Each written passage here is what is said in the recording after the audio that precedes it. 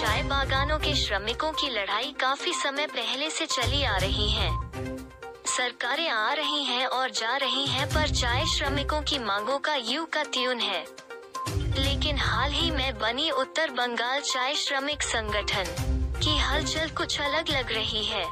यहाँ के प्रत्येक सदस्यगण नॉन पॉलिटिकली बेझिझक अपना पक्ष रखते हैं। हाल ही में एमपी और केंद्रीय मंत्री बने जॉन बारला जी के बंगाल को 2 राज्यों में बंटवारा वाली बात और आजादी के 74 साल गुजर जाने के बाद भी जो हसर चाय श्रमिकों की है, उन विषय पर संगठन की एक लड़ाकू सदस्य आशिक मुंडा कहते हैं, वो दिन अब ज्यादा दूर नहीं जब तराई डुआस और पहाड़ के लाखों चाय श्रमिक सड़कों पर होंगे अपने जमीन का अधिकार के लिए, क्योंकि चाय सुंदरी योजना से घर, जमीन, पूर्वजों के यादों के साथ संस्कृति, सभ्यता और अस्तित्व को भी निगल जाएगी।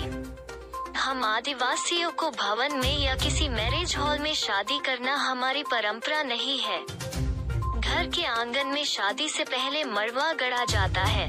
कई प्रकार से प्रकृति को पूजा जाता है और जो वर्षों से परंपरा चली आ रही है गांव पूजा करने का, करम आंकड़ा उसका क्या? इसका प्रभाव नेपाली संस्कृति के ऊपर भी पड़ेगा। धौसी, होली सब खत्म। मुझे नहीं लगता है कि 2021 में आकर चाय बागानों के लोग, खासकर आदिवासी और गोरखाली, ये भी ना जानते हो कि चाय सुंदरी योजना से कितना नुकसान होगा।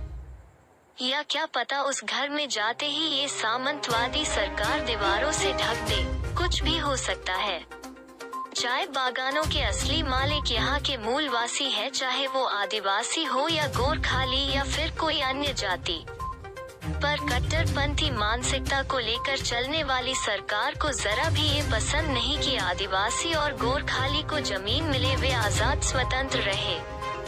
पर नहीं, उन्हें तो जीवन भर सस्ता गुलाम चाहिए। हमें इतने मूर्ख बनाकर रखा गया है कि देखते ही देखते रेलवे स्टेशन के अगल बगल घरों का निर्माण हुआ है। आप पता कीजिए, शायद उनको पट्टा भी मिल गया हो और ज्यादातर लोग बांग्लादेशी है और ये बात किसी से छिपा भी नहीं। ये सच्चाई सभी जानते हैं। चाय बागान को माध्यम बनाकर जो छोटे छोटे बाजार बसा हुआ है, उन सबको भी पट्टा मिल गया होगा। बंगाल के इतिहास में पहली बार किसी आदिवासी नेता के दिए बयान के कारण कोलकाता के भद्र नेता डिबेट कर रहे हैं। आदिवासी मंत्री बारला उन भद्रलोक को नजर में गड़ने लगे हैं। बंगाल के या देश के कोई ऐसा विधायक या संसद नहीं होगा जो जिसका 2 मंजिला मकान नहीं। बस बरला जी पर नजर क्यों? बात सीधी सी है, वो गैर बंगाली है और आदिवासी है।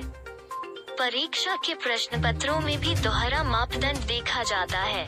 शिक्षा के क्षेत्र में भी भाषा का महत्व देख पाते हैं। जब बंगाल में हिंदी स्कूल में सुविधाओं की तुलना में अभी कुछ दिन ही हुए हैं जब हिंदी स्कूल में माध्यमिक का प्रश्न पत्र हिंदी में मिलता है, उससे पहले हिंदी स्कूल पढ़कर अंग्रेजी में सवाल। बंगाल में आदिवासियों और अन्य गैर बंगालियों को कभी उठने नहीं दिया। लाखों लोगों पर एक ढंग के हॉस्पिटल नहीं और न ही विश्वविद्यालय है। क्योंकि हम आदिवासी हैं, क्योंकि हम नेपाली हैं, क्योंकि हम बिहारी हैं, बोडो है, गारो है, राभा है।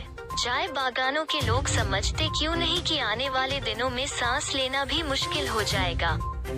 कुछ नहीं बचेगा, धीरे धीरे करके सबको निगल जाएगा, क्योंकि बाजार किसी को नहीं छोड़ता और चाय बागानों के लोगों के पास उतनी आमदनी नहीं जो बाजार के मुख्यधारा में घुल मिल सके।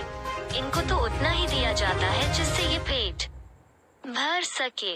इसलिए 2024 लोकसभा चुनाव होने हैं और मुख्यमंत्री इस बार प्रधानमंत्री के रेस में है, इसलिए एक एक लोकसभा सीट अत्यंत महत्वपूर्ण है दोनों ही राजनीति दलों के लिए।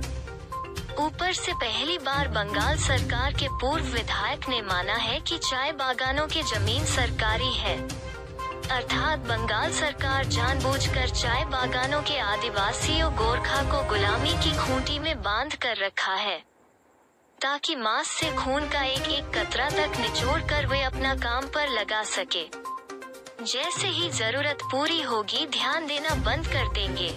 जितने भी चाय बागान वासी हैं, आप होशियार हो जाए, क्योंकि चाय सुंदरी योजना से आपका जमीन और अस्तित्व दोनों खतरे में है।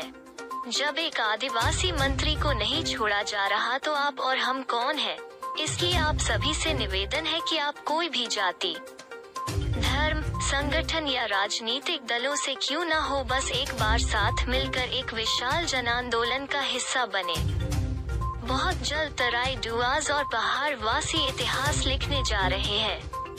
जन आंदोलन होने से कोई नहीं रोक सकता। इससे पहले जातिगत आंदोलन हुआ है, चाहे गोरखाली का हो या आदिवासी का, पर इस बार पहली बार दोनों प्रमुख जातीय साथ है जमीन के अधिकारों के लिए, क्योंकि चाय बागानों में जो भी जाति है सभी शोषित है। और एक अच्छी खबर ये है कि उत्तर बंगाल चाय श्रमिक संगठन ने खुद को जमीनी स्तर पर साबित किया है और जनता का विश्वास भी जीतने में कामयाब हुए हैं। और जन आंदोलन का स्वर भी उसी संगठन द्वारा उठाया जा रहा है। तो मंच भी तैयार है, बस आत्मविश्वास और एकता के साथ आगे बढ़ना है। बस एक बार जमीन का अधिकार मिल जाए तो चाय मजदूरों का आधे से ज्यादा समस्याओं का समाधान खुद ब खुद हो जाएगा और मानसिक गुलामी और बंधुआ मजदूरी से भी हमेशा के लिए स्वतंत्र हो जाएंगे। इन सब की शुरुआत डुअर्स के अलग अलग चाय बागानों में देखने को भी मिल रहा है, जैसे चिंचुला, राजाभात चाय बागानों में बस जरूरी है तो एक जगह आने का।